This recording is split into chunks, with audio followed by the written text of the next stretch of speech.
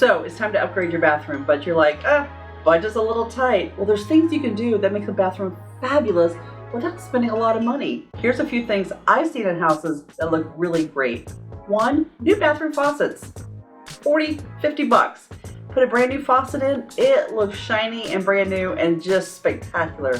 I'd also replace your big flat mirrors with maybe one of those new round framed mirrors. You can even find some really cool mirrors with backlighting and stuff like that. I would definitely do that.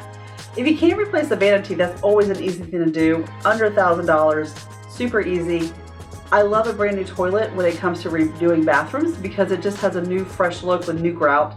But if you can't, that's not a huge deal. Also think about things like just a new shower curtain. Might be just to spruce up it needs.